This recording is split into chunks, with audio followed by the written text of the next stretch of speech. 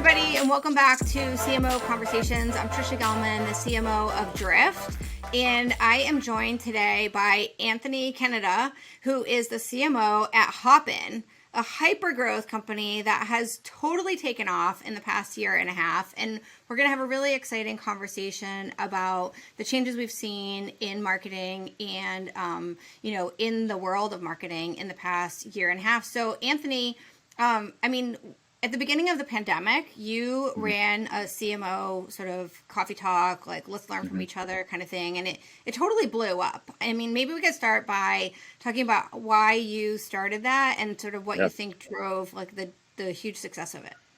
Yeah, totally. So it's almost hard to believe that was a year, almost 18 months ago now at this point. But I think really as COVID started being a thing like originally we heard about the virus kind of outside of the States, and all of us I think we're still kind of planning to run our marketing teams the same way that we would have otherwise. And there was a moment, I think it's February, March, where in 2020 where we said, okay, this is real and this is going to impact us quite significantly. I reached out to a lot of folks in my network and asked them, what's going on in your funnel today? Like, are you seeing leads slow down, like outbound? Like, is that still a thing? Like, we're asking some of these very tactical questions. There's a pretty good chance for me to compare notes and better understand what others are seeing. And then it hit me that like, there actually aren't a lot of, like, I was very privileged to have that community of people I could turn to at CMOs at scale companies, that there are many folks that might feel isolated or on an island that they don't have potentially that network access that I was fortunate to have. So it was a pretty simple idea. If I could find some other CMOs in my network to do a very informal, basically live stream, where we just crowdsourced questions. There was zero prep. We just would show up and crowdsource questions in the audience, and we didn't have all the answers, but we were going through it together. And it was a chance for us to compare notes as a community. So we ran that for, I think, about 8 weeks or so, and talked to amazing CMOs such as yourself, folks from DocuSign and Outreach and all of these kind of great companies. And I think it was a really great opportunity, both at the time and, I kind of wish we were still running it now. But, conversations like this are great reminders that the marketing community as a whole definitely I think bands together in these moments, and we learn from each other, and so excited to now be here and chatting with you. Yeah, that's great. I think one of the things, like we could do a lot of talking about, like what did we learn in the past 18 months and like what do we think will stay with us and continue. And I think this idea of sort of like community and like letting your guard down and just really sharing like, where am I? What am I learning? What am I sharing? Like, how can we all grow up together? I think, it's just a great thing that I see continuing, for a long time. And I'm so grateful to have the networks that I had started, previously in my career, but that really, have become like such rocks in the past 18 months. So one of the things that's interesting about that is like, we have this like growth of community, and you were at a totally different company. You were a CMO, and then you switched now to Hopin. And I think it's interesting because like Hopin is something that has totally blown up in this time period as well. So, how do you view sort of what's happened in the past year, and like why did you make the jump to Hopin? Yeah, totally.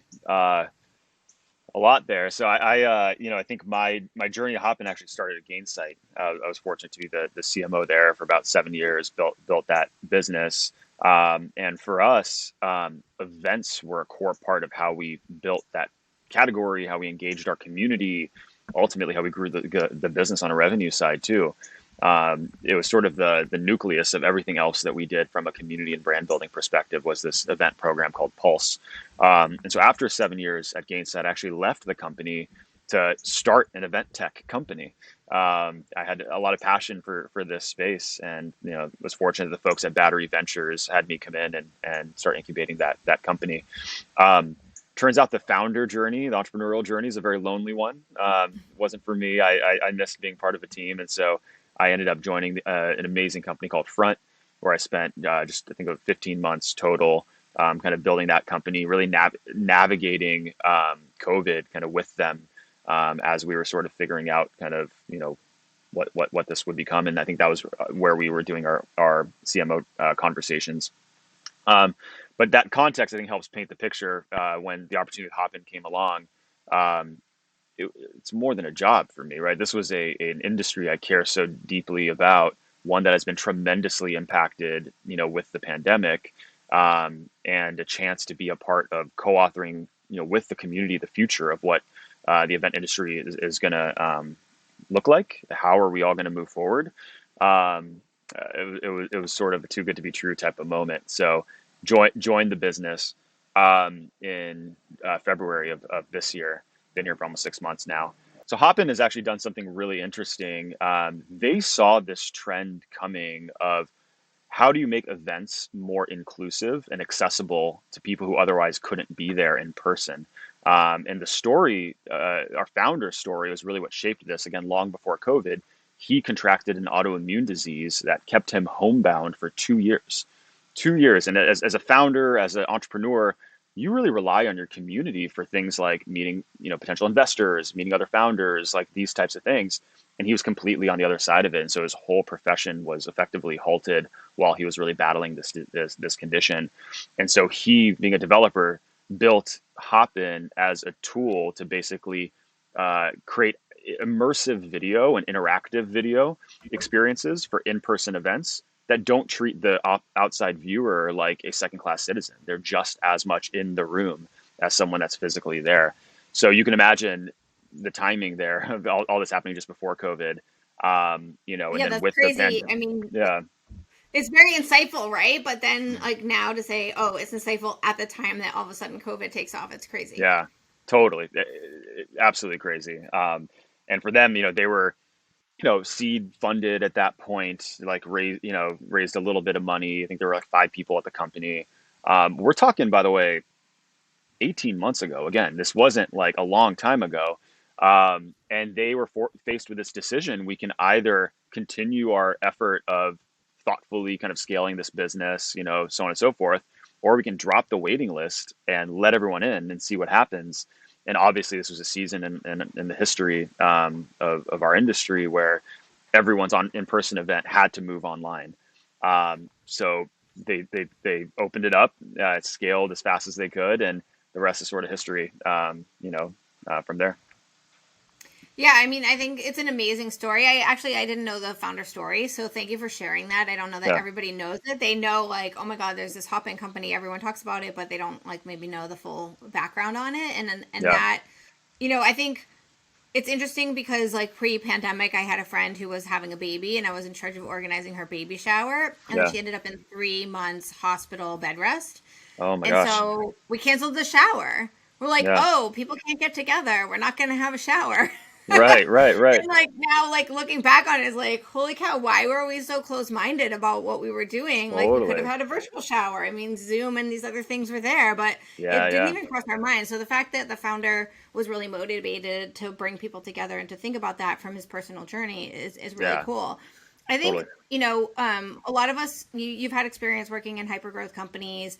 What's interesting to me is that you're now leading marketing in a hyper growth company where the category you're in is actually changing dramatically, like Hmm. every single month, in a way that you can try and drive it. Like, usually as CMOs, we're trying to drive like the category, the definition of it, but the event landscape is changing so much based on what's happening with the virus. So Totally. how do you manage sort of, this idea of like you're doing something, you're providing a solution, but at the same time, like what people need at any given time is like so dramatically Yeah, undecided. yeah, totally.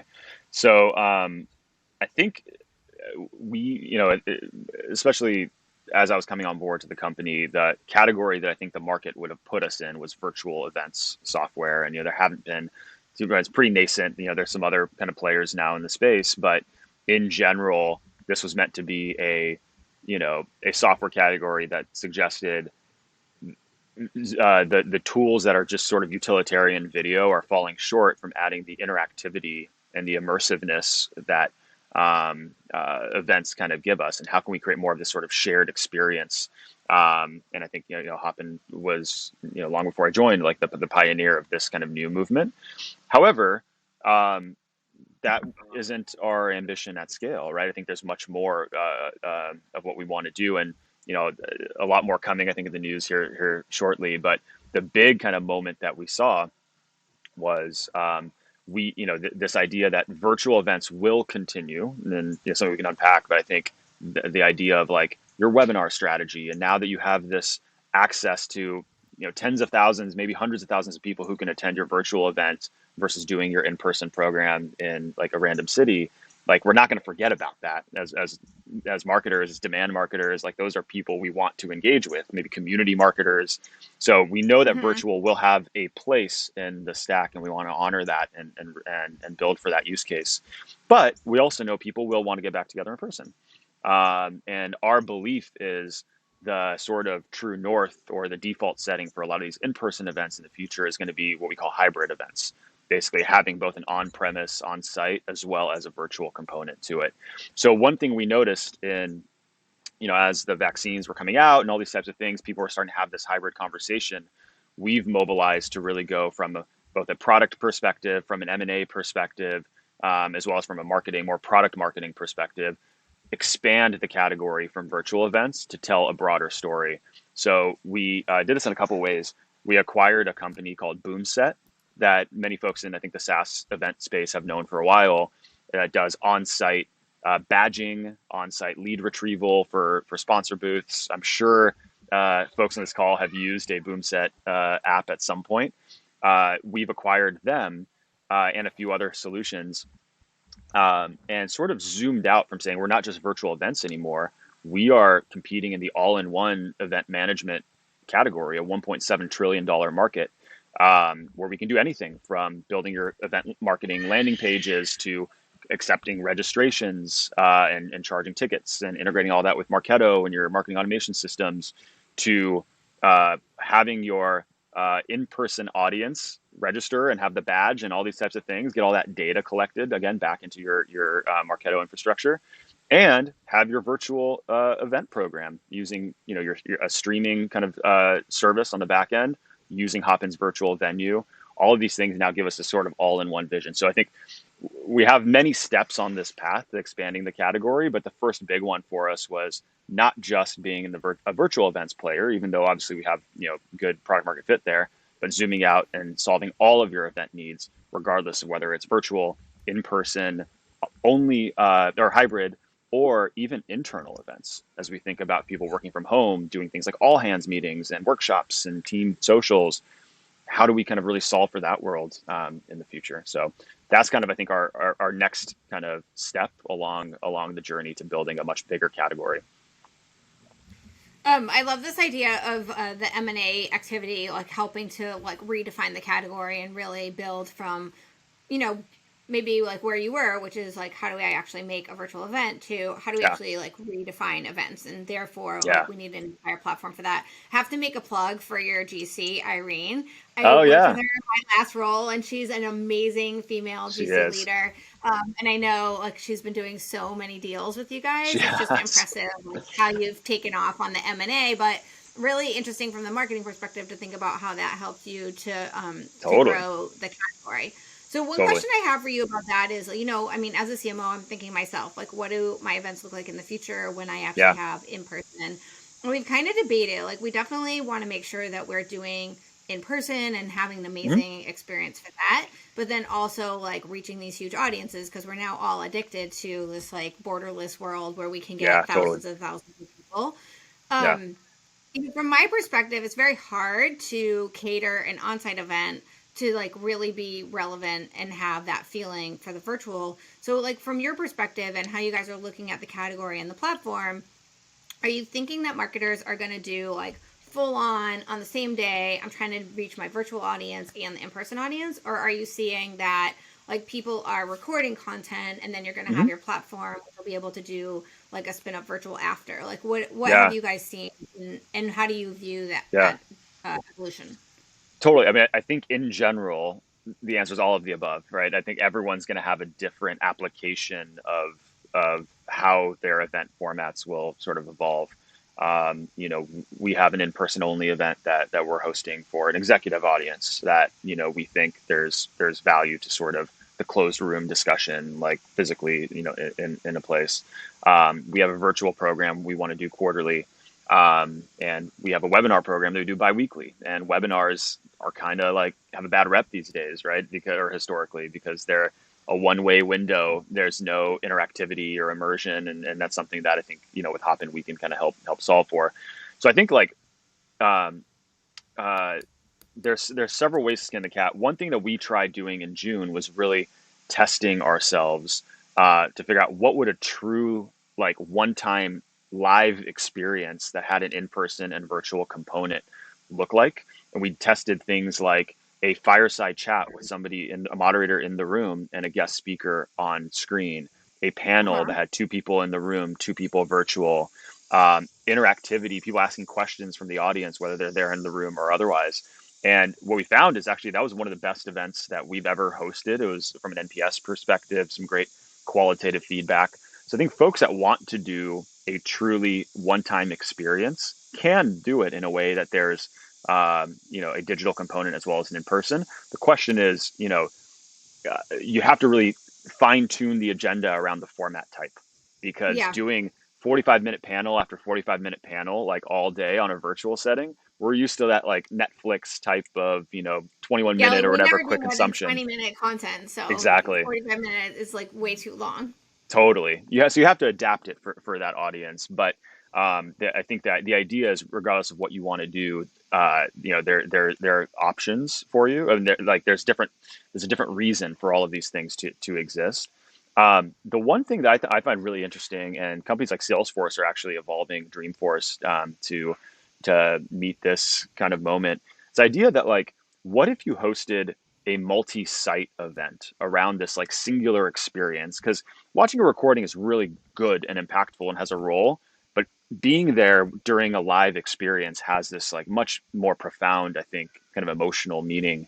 Um, and so, what if you can create these types of experiences that have many cities around the world where you can bring in your sort of VIP customers and prospects? So, call it, we have 100 of our VIP customers in London, in New York, in on the West Coast, maybe in Australia, whatever, and you host a virtual event that has on-site activations for smaller audiences that are more high touch and that sort of thing. I think that's an interesting model that we want to kind of keep a close eye on and figure out if that's a way to sort of get the community engagement at scale, but then get also the in-person intimacy from some of your most kind of high value customers or prospects.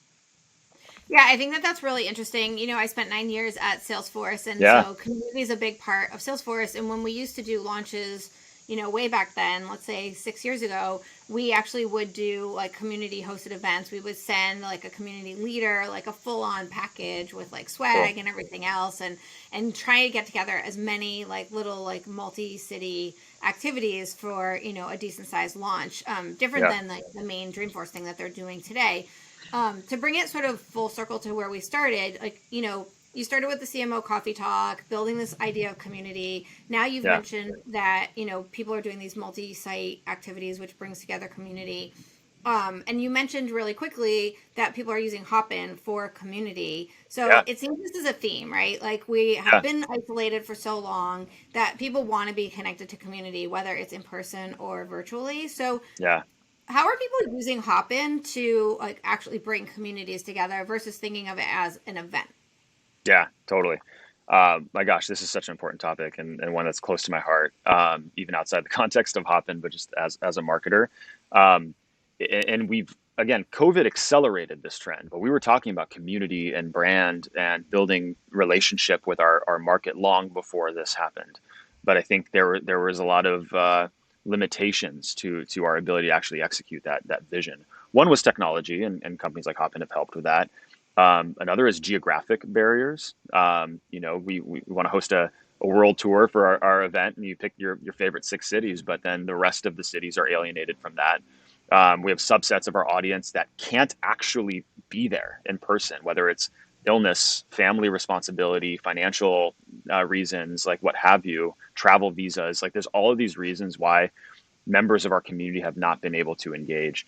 So I think that's where this is an exciting new world. It's honestly like a renaissance for us from a marketing perspective on how can we actually think community first and build community first, and then have everything else in terms of demand and all these other things we have to do kind of flow out from that motion. So I think the way we need to do this, and I'll plug Hopin in a second, but is to think about our 365 day kind of vision for building a community engagement.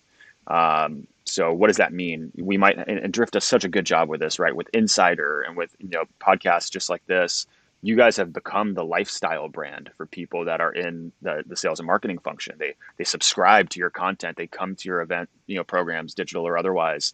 They listen to the podcasts, and you kind of help serve them and create value for them outside of just selling them software. And I think that's the kind of the mega trend is like, how can you put together that media company effectively that you're building on top of your software business that creates all of these types of engagements for you? So the vision behind Hopin, I think, or a part of it at scale is we think that our technology, as well as our thought leadership, our community efforts, everything that we're building can help people feel closer. They can feel closer to the conversations that they care about, to the communities that they care about, and that geographic barriers that exist in the past that limited their access to opportunity, like, should no longer be a thing in this new world that we're now emerging into. And so, you can think about what is the data set that exists underneath all these different things that we talked about, all these different engagement programs, be they a virtual event, an in-person event, a live stream that you're hosting with your audience, a virtual workshop that you host, a maybe online community even that you moderate and for your folks, all of these different touch points and one kind of underlying system. I think that's kind of part of the vision for where we're headed. That's really cool. So I think what would be interesting is maybe to help people understand a little bit more about building community. So you mentioned that, Drift has a really big community. And I think one of our big things is that we pride ourselves on like educating sales and marketers about like the future of marketing. And so we've taken the approach that we're defining this new category and therefore we need to help bring you there. And that's sort of our thing, which is like, we're going to create great content. It's not just going to be content for the sake of like, oh, I did 27 ebooks, but like, you really learn things from the content, right? I think in other cases, like I've done user group communities where you kind of go into the field and you find out what is it that the teams need. And then you bring the content to them to help them kind of learn and grow locally and things like that. Like, what's your perspective? Like, you wrote a book on category creation, like to create a category and then build a community around that. Do you have to lead like Drift is doing, or are there other models and ways that you've seen for building community? Yeah, no, it's a great question. I think whether you're creating a category or you're disrupting an existing one, I think the underlying strategy beneath it, let's call it brand, like brand building. And it's sort of the difference between creating or disrupting, I think, is just sort of where you're focusing a lot of your effort. In the case of category creation, you've identified a problem that exists in the market that no one else has before. And so you're spending a lot of time defining the problem, evangelizing the problem, getting your customers to say, oh yeah, that is a problem. And you can point to, again, Drift is one of the classic examples, what Gainsight did. We talked about churn. No one was talking about churn. Everyone's talking about closing net new deals. And we said, this is a problem. We need to get proactive with customers and so on. When you're disrupting a disrupting a category, typically the problem set is understood. And so in general, what you're doing is positioning a new solution. But in either of those cases, you need to sort of take this posture of educating a market, of mobilizing a community of people who either identify with the problem that you've proposed or the solution and the new sort of approach to the solution that you're proposing, and that can feel valued from you through and that they've learned something from you as a brand, regardless of whether or not they're a customer, and that ultimately can play it back to you, that they can validate two things: one, that the problem you've observed or the solution you're proposing are real, and that you as the brand are the thought leader that's leading the market and leading the conversation and the discussion in this category.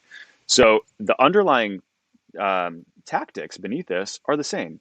Content marketing strategy, to your point, building the online blog, or blog is such a bad term these days, like the editorial property or whatever, like Salesforce Plus, like I don't know, following that news, like building a streaming service around education for your community. Like this is powerful, and by no means a small feat.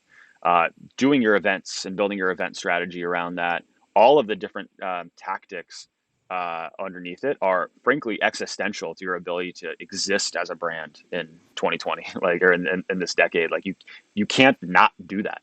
Yeah. So I think that's the opportunity going forward, regardless of whether you're creating a category or not. But certainly there are nuances. Yeah, I think that that's really cool. So, we're building these communities, we're building these categories, we're like creating a whole new dialogues and saying, like there's something bigger, you have a problem, we're solving it. Um, in the end of the day, I think like all of this is in the service of building the company, not just building the community, but tying back to revenue. And so, like, let's talk a little bit about like how does this relate as CMOs to revenue and the relationship that we have with sales. I think this is such an important question, Tricia, because you can get a lot of retweets for saying something about category creation or something along those lines, but the rubber hits the road with your CFO, with your CEO, with the board, if you can actually like show the path to monetization, show that all of this stuff actually turns into revenue. And the good news is it does, but I think it's something that's we need to be pretty explicit on how, as we kind of build the case for content marketing, for hosting a large conference, all these types of things. So the philosophically, I think that things like paid media, things like buying lists and doing this type of stuff, it's important. We have to do it. Like it's table stakes as demand marketers to make sure that we're being thoughtful and responsible and monetizing in that way. But they're also you're sort of like starting that relationship with a customer or with a prospect rather transactionally. They were searching for your competitor and they happened upon your landing page, right, or something along those lines. They saw a banner ad and they couldn't help but click. And these are sort of like transactional but important, ways to start relationships.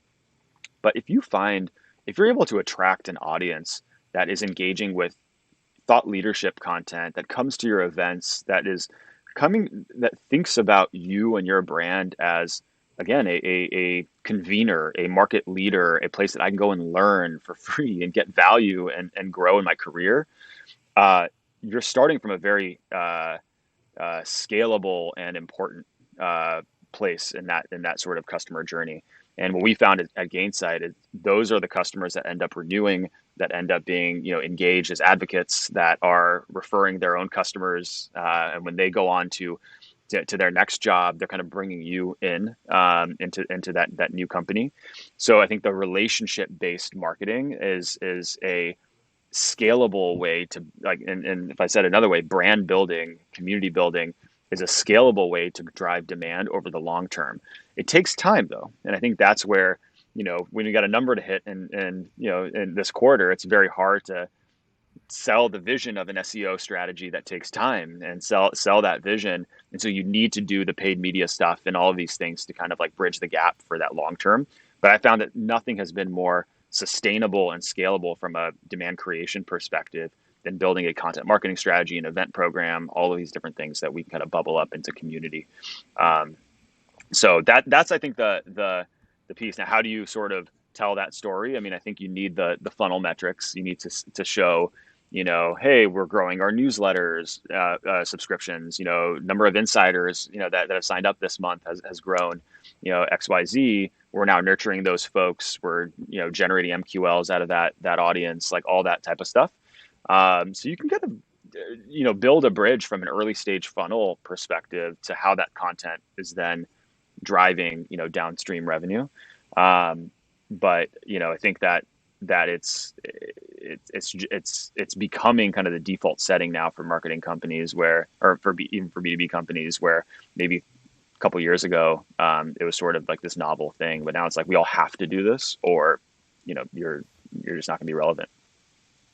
Yeah, I think that that's really interesting. Now, you mentioned, tweeting and building community. So recently you tweeted about the relationship of sales and marketing, and how marketers are really needing to learn a lot about servant leadership. And so Yeah. let's talk specifically, like not, so much as like our role as marketers in building the brand and the community, but in the relationship that we have with sales and Yeah. really, translating things into revenue in partnership with sales. Like, how have you been doing that when, in a way, I would think that like Hopin is like so in the right place at the right time. Like Yeah. maybe it's not as important that you have this great relationship with sales because there's a lot of Yeah. product led growth. There is, but I think in general, this is sort of one of those truisms that exist regardless of what, you know, any company really. And it's a controversial point of view because a lot of people are like, hey, marketing uh, isn't meant to be a service organization to another company, another team. Like that feels weird to think about. I want to be empowered, and I think um, true empowerment, comes to those that are willing to sacrifice and those that are willing to put others before themselves. So I think I disagree with the notion that by isolating ourselves as a team, we're going to be somehow better or more respected. The tweet was that when it comes to marketing's data versus sales's word or perspective or opinion, sales will always win. From the board's perspective, from the CEO's perspective, they will side with the sales team's point of view over marketing's data. I learned this the hard way, and I think many of us have over time. Where in a previous life, I've come up with a great report and pulled the right things out of Salesforce and Drift and Marketo and all of our tools and said, look, marketing is generating early stage pipeline. We are hitting our numbers. The problem is when the SDRs send the pipe over, it's not converting. So I looked, and guess what? I looked at the activity data. We're not following up fast enough. Our emails are not good. We only have Which is like the one touch, ongoing conversation. right? Like we talk about this, and I was like, "Ha, got it. I'm right. I found the data."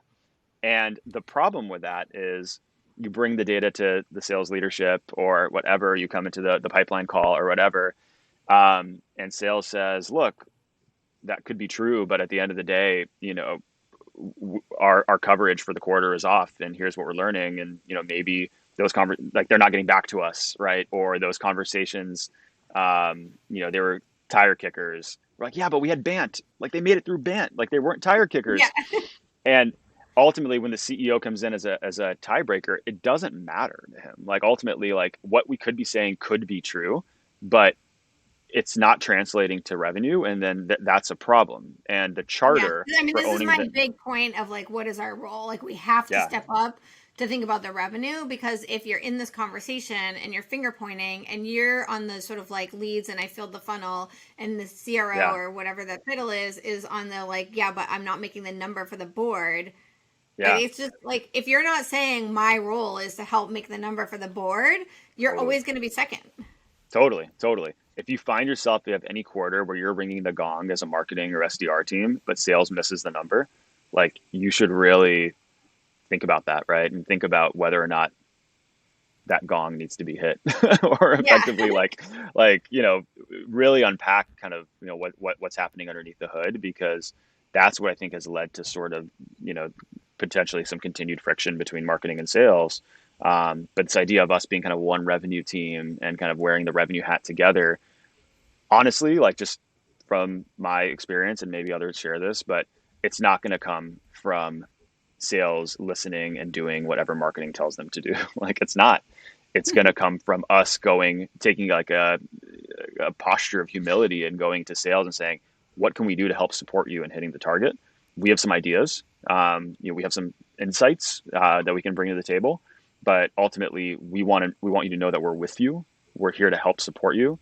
And when you win, we win. And if you bring that posture, not only will you get the better outcomes from a business perspective, but the relationship, which we long talk about in terms of marketing sales alignment, the relationship between you as a marketing leader and your sales leader is in a much better, more constructive and collaborative place than it would be otherwise.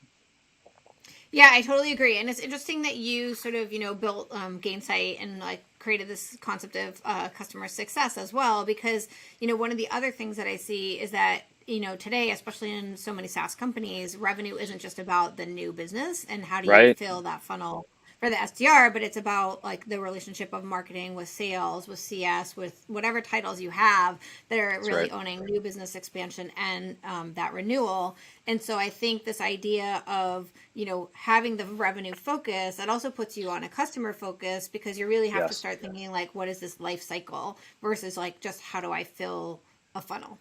Totally. Completely agree. Yeah, you can sub out sales with like your CS leader or whoever in that same topic or that same kind of perspective. Totally agree. Yeah, and I think one of the things that we've been doing at Drift in that vein is and you kind of mentioned this, but we've like literally been talking about building the revenue machine. And so you're not finger pointing as like, Mm. oh, I'm bringing you this and you're bringing that, but it's like, how have we filled this Yeah. bucket? And like, what are all the pieces that are coming into the Yeah. bucket? Is it expansion? Is it the renewal? Is it the new business? Like, where is it going to come from? And then which Yeah. team like really like needs to pull which lever? As like a one team, one dream get together. Totally. Yeah. No, I think that's awesome. A vision we bought into. We're excited. We've kicked off with Drift 2 months ago, I think, at this point, and already seeing like a tremendous impact to our funnel and of course our conversations with our sales teams and sales development and everyone. So truly buy into the vision, and I think it's something that is going to help shape kind of how we grow the company from here moving forward. I love that, and we're really excited to have you as a company. And we've also seen that with your acquisitions that it's helping to bring Drift into other companies as well as you start to like build Yeah. together this all-in-one platform, which is great. So where are you gonna go from here? I mean, it feels like it's so successful already. You I think have really like set yourselves apart in sort of that virtual event space to this like all-in-one platform that's kind of doing everything. Like, where do you see Hopin going? Where do you see marketing going Hmm. as it kind of like follows along in terms of what Hopin can offer? Like, what's the Yep. future? Totally. So I'd say there's probably three things that, maybe four, that were buckets of things that we're really focused on. First is hiring. So if there's any great marketers listening that are looking for a job, please let me know. I joined in February as the fifth marketer. We're doing this interview at the end of August. There's 45 of us now. We've added 40 Wow. people in those 5 months, and we'll be at 65, I believe, at the end of this quarter. So we're growing the marketing team quite a bit, which hopefully is going to be helpful to be able to execute. Second is we're sort of re-articulating our brand narrative. The world knows us today as an events company. We spent the majority of our conversation today referencing Hopin as an events company, but through our M&A, through our organic product development, is actually a much bigger story that we're telling, that we want to tell. So part of that will be, we're going to share a bit of our sort of renewed purpose as a company in September, and then almost like a rolling thunder approach from there. You're going to be seeing much more from us in terms of new visual identity and logo, and new website, and then all of this sort of refresh articulating our multi-product story going even beyond the events use case. So that's probably the second big focus. um, Third is the sort of, all right, so what category is this then? If you take events and all of these different things, like what is that bigger category? And I think there might be a category creation play for us, just that there aren't a ton of incumbents that are really kind of telling this sort of story. So can't quit it. I can't run away from it. Despite my attempts to, there's an opportunity to create a category, I think, here. And then finally, I think for this audience too, and just the latter part of our conversation, to grow. So we grew from, in these 18 months, from 0 to 100 million of ARR across our portfolio. We want to grow, much faster, and a lot of that came from inbound direct kind of lead flow. And now our job is to actually go out and create a lot more demand, not just fulfill it. And so we're building the revenue engine. I mentioned bringing Drift on board and several other tools to actually go and do what all of you are doing, right? Evangelize this problem that we see in the market, building the right tool set and processes and rules of engagement with our friends in sales to monetize, that intent, and hopefully to grow the company in a more predictable, way over the long term. So I think it's those three things: hiring, brand, and demand are the three big buckets for us right now. Well, I think it's been really impressive. Early in the pandemic, I actually did some webinars and conversations with your investors, Cool. and spoke about sort of like, what's going on in the virtual space. And really, Hopin was on my radar based on some Awesome. third-party events that I participated in. So it's been great to watch you guys grow. It was exciting to see Irene go over, then to see you go over. Yeah. There's like so many like great people that are like building out the team over there.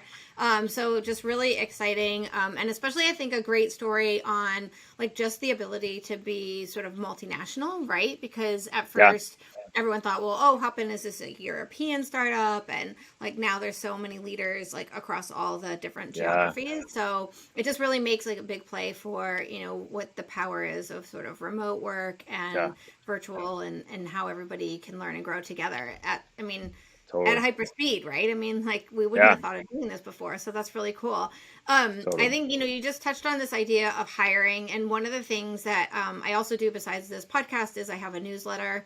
It's called The Path to CMO 3.0, and every once Cool. in a while we do a guest Q&A, and I think it would be great to follow up with you on a guest Q&A on hiring. Yeah. How have you built That'd be that awesome. hiring engine? How do you attract the talent? Because in the past 6 months, I've hired 24 people, but that's half as many as you've hired. That's crazy. And then you're saying you're going to be at 60 by the end of like 3 quarters. So, Yeah. I think there's a lot that we could share in just like, written Q&A in the newsletter. But anything else you want to include in this podcast before we wrap it up? No, that's great. I mean, honored to be a part of it and be invited. And I think like we opened saying, this is a community that I care deeply about, and I think one that has served such an important role in my life. Me being on the listening end as well as being a participant like this. So excited to see kind of where we go from here, and looking forward to co-authoring the future of event marketing together and everything else that that is sort of coming on the community side and brand building and all that sort of stuff. Okay, so as we wrap up, I have one final question. It's the same question I close with Yes. every time, and that is like, what is the like biggest lesson that you think you've learned in your marketing career that you would want to share with our audience? Yeah, and we talked about a little bit earlier too. Like people, relationships are the human capital, or the capital, excuse me, that matter most in our careers. Whether it's the people that took a chance on us early in our career, and making sure that we value those relationships and maintain them, and find ways to pay it forward when we're on the other end of it, right? When we've sort of have seen some success in our career, and you have other folks that want to buy you a cup of coffee or pick your brain. Like these are the types of things that I think are existentially the way that folks can make career, that way that folks can build relationships even outside of the work setting. And it's one of the most enriching parts of the journey for me. And relationships like this, like with folks in our network, other CMOs and folks, other marketing leaders that we're able to lean on in tough times and good. So the value of relationships would be my big learning in my career. That's excellent. And now, if people want to build a relationship with you, where should they find you? Is it your Twitter handle? Is it LinkedIn? Like, where Yeah. would people want it? Should they reach out to you? Yeah, who knows? They all connect to my phone. So whichever path you would like. Twitter, it's Kennada. LinkedIn, my name. Instagram, it's a lot more boring, but you can see family photos and stuff there. But yeah, would love to connect.